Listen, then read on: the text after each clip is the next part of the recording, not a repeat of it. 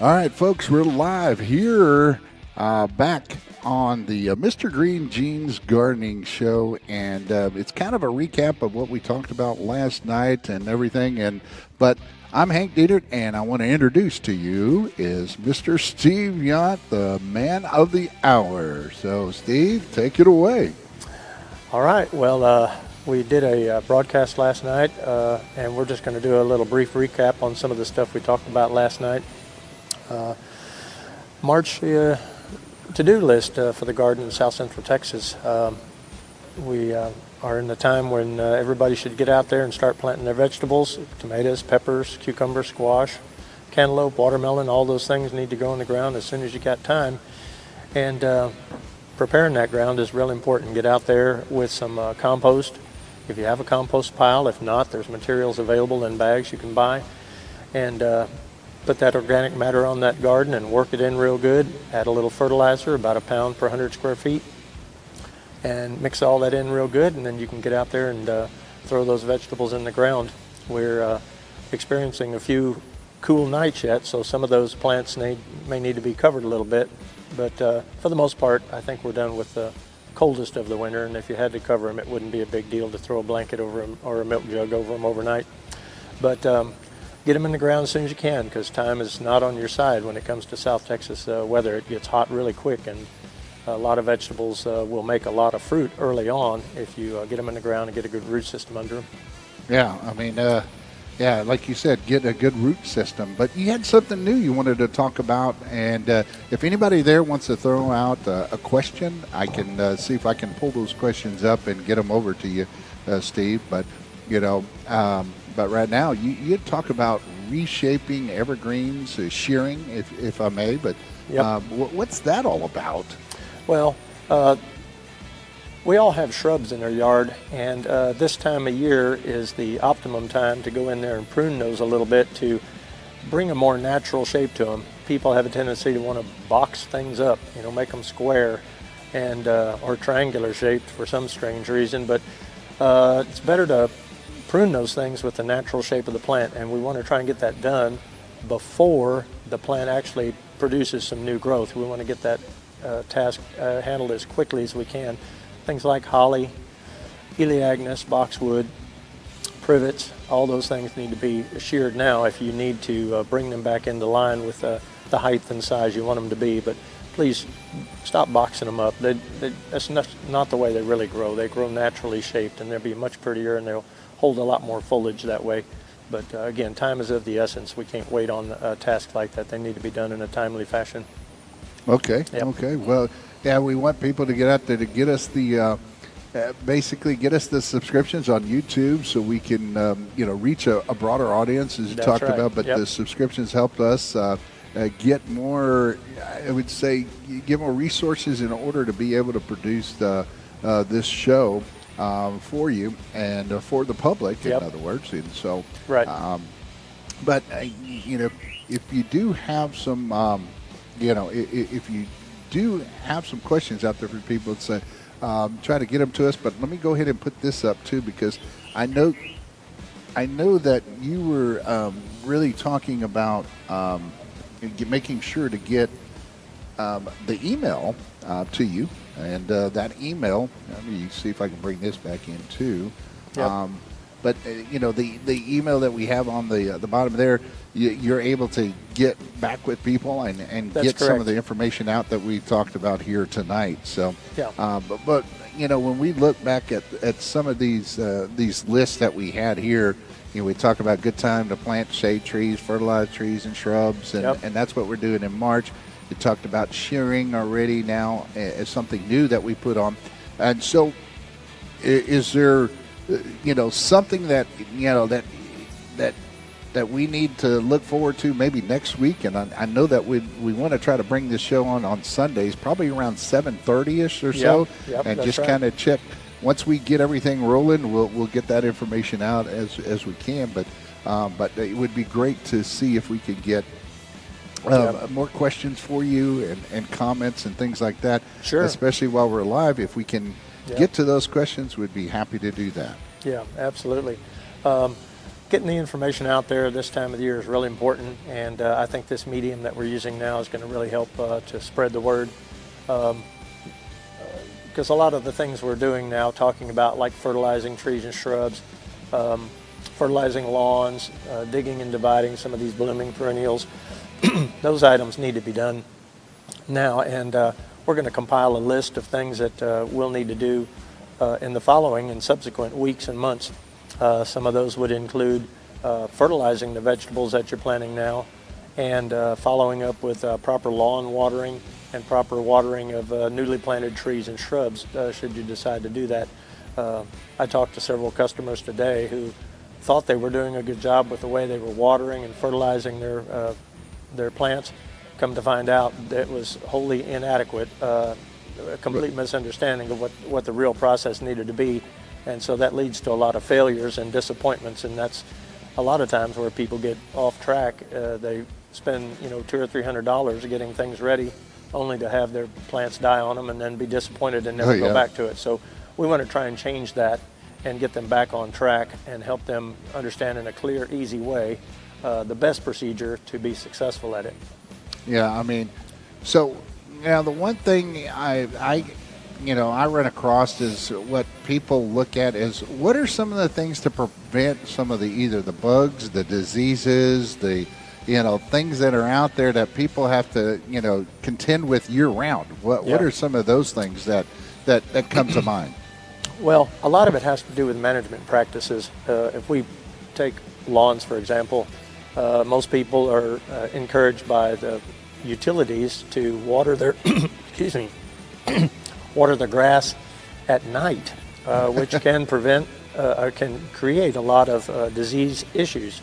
At night? Yeah, Wow. at night. And although that's good for conservation efforts, it's bad for the plants, particularly grass. So I like to tell people to set their sprinkler systems or start their watering process early in the morning at 5 a.m. or so and be done by 8 o'clock. You're still in compliance, but then you have adequate time all day long for that grass to dry properly and not be a host for a disease issue. So managing that and understanding the insects and diseases that come along and being able to identify them early instead of waiting till it's already become a major problem, because a lot of these can be controlled or prevented at the early stage of it, but you can't do anything about it once it's gone too far. Okay, Steve. Yeah, that's interesting to think about. At night, we watering at night, and that can eliminate some of the issues that you have with diseases or bugs or mites or those sorts of things. Sure. So, so when you let's go back to we talked about fruit trees, pruning fruit trees. Yesterday, now's the time to do it. Yeah, but it is. What are some of the diseases and things that you deal with fruit trees that might be preventable by just doing some simple things like you talked about with lawns and things like that, watering and other plants watering at night? But what are some other things about fruit trees that could help prevent without all the chemicals and all those things? You gave some simple information there. So sure, it's just good cultural practices. Don't prune with dirty shears. If there's a disease on one tree, don't move that disease from one tree to the next. Insects such as scale can be transmitted from one tree to another. So learning to identify those kind of insects and diseases is critical. There's a lot of information on the Texas AgriLife website with pictures and stuff like that people can look at to help identify those issues. But pruning at the right time of the year is important too. Getting it done early while the tree is dormant, and that helps prevent a lot of the issues that you might otherwise encounter if you waited too long, and the trees are more susceptible to problems that way. Right. Okay. So now, Steve, we're on this subject of diseases and issues with plants and things like that. Yeah. They have to deal with those things just like humans do. But now we talked about fruit trees. We talked about lawns and other types of plants. Now, what about, the good old oak tree? I mean, we hear about oak wilt, we hear about all those things. What are some of the ways to, and you're talking about very simple solutions here Yeah, without a very bunch simple. of chemical. Yep. But what about oak trees? What are some of the things we got to be worried about with those diseases or other types of diseases for oak trees? The oak wilt is a prevalent problem, not only in Guadalupe County, but a lot of surrounding counties. And again, proper pruning techniques, keeping your tools sterilized, pruning at the right time of the year, not moving from one tree to the other without doing some sterilization, painting all your pruning cuts the same day that you make them.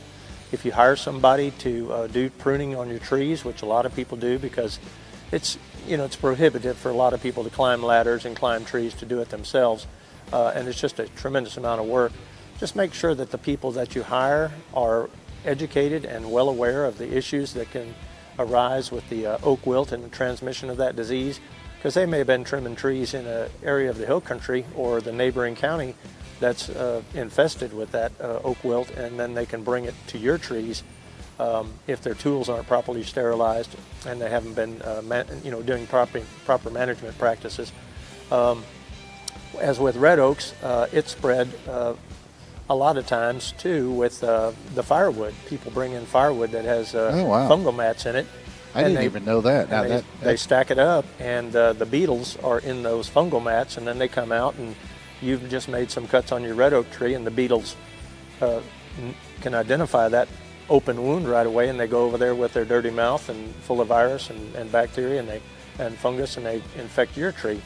So I discourage people from bringing in firewood from unknown sources. If it's could have been from a tree that died from oak wilt, and instantly you've imported it into your landscape, and then the chemical controls needed to stop it are either, well, one, they're very expensive, and number two, they have to be done by a professional. It's not something a homeowner can typically do because there's a certain procedure that has to be followed in it, and certain mechanical processes, that somebody would have to do, with the injection kit and all that. So hiring a professional is almost necessary when it comes to something like that. You can't just do it yourself. There's a lot of people that have gone to trenching in the hill country, Kerr County, around Bandera, Bernie. They've rented trenchers to create sort of a fire break, if you will, in the live oak communities because the virus spreads from one tree to another through root unions underground in live oaks. So they cut a fire break underground by trenching the roots. And that's pretty effective there with the live oaks, but that doesn't work with the red oaks because, like I said earlier, the beetle is what transmits that, and you're not going to stop the beetle. He's going to go with his dirty mouth from one tree to the next. So understanding how that works and being vigilant and watching for that, making the proper pruning cuts and covers when necessary are really important. So be careful who you hire and make sure that they're well versed in all the causes and effects of improper practices. Right. Yep. Right.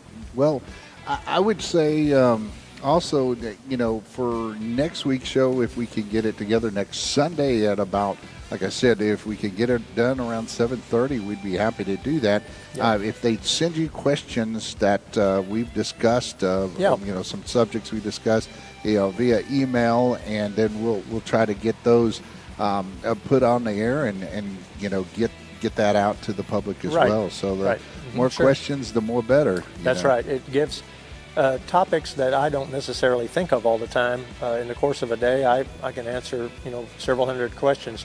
And so it's good that people will post their questions, whether we answer them live or we do it in the following weeks. The important thing is to get the information out there, and people come up with a lot of questions on a lot of topics that they need help on, and it's good because if one person has that question, chances are there's other people too. So we can help a lot of people with a medium like this to get that answer out there and solve some of the problems people are having and prevent others. Okay, well, Steve, also, if some people come down, they do see you at the Green Gate Garden Center as well, and that's you work there part-time. A lot of times you're there on the weekends, like this last weekend. You you work there all day today as well. Yep. So, they could come right by there and find you, right? That's correct, yes. So, And, there are certain circumstances where doing a visual inspection is good because I can, put my eyes on what's going on there and actually see. Right. So there are times where they may need to hire me to come out and do a consultation, and I do perform consultations at customer request. They can send me an email at that address down there. And if they have a photo and the photo's in good condition, where it's close enough where I can see what's going on, it's not too blurry, then we can, do it via a photo or a video or something like that sometimes too, if they're too far away. right. Well, okay. Well, Yep. well, Steve, we'll get this video out there. Well, this will be our second show, so number 2 here Yep. in the books. In the books. And we'll let you, give some final thoughts yourself for tonight and what we might, look forward to possibly next week here next Sunday. Well, as planting season continues, the menu changes. Each week, there's something new to plant. We're in the early spring in planting now, so again, vegetables and your early spring flowers. But here in about 2 or 3 weeks, it's going to be time to start thinking about summer in South Texas because the temperatures climb very quickly. And by May, June, we're generally into the mid to high 90s a lot of times. And if somebody wants to have plants that survive those temperatures, they need to think about getting them in as early as they're available, such that you could plant, like Vinca, Portulaca, plant your caladium bulbs and your caladium plants and things like that need to get a good root system on them to survive the summer heat. Whether they're in sun or shade, they need to get in the ground at that time. So we can talk about a lot of those things coming up in next week's show. All right, that sounds good. And, we'll end it with that, Steve, and Mr. Green Jeans himself. And we'll be back hopefully next week with some more of your questions. And hopefully or not me, but Steve will have the answers for us. So, Yep, we will endeavor to answer every question that comes our way. all right. Well, we will sign off here. And again, Steve, thanks for joining me tonight and being with us to give the public the information. And thanks for help putting on a great show. Sure. We look forward to doing some demonstrations in the future that are either recorded or broadcast live. We hope to do some fruit tree pruning demonstrations, some house plant repotting demonstrations, some bed preparation and mulching techniques, applications for different kinds of chemicals and fertilizers. So hopefully people will stay tuned for those type of things, and we can put something out there that actually shows them a complete demonstration so they can build a little confidence in their own self doing some of this stuff. Yeah, and right now we're trying to get some of the technical glitches to make sure everything is in place. And Yep. so, and this is some of the testing ground here for us, for both of us actually. And Yep. now, getting the demonstrations, getting some of those videos to come up in the following weeks, that'll be a lot of fun. Yes, looking forward to it. All right. Well, Steve, thank you. And I guess you can tell us, you can take us home. All right. Well, that's all I got for tonight. Everybody have a great night, and look forward to seeing you next week. All right. God bless.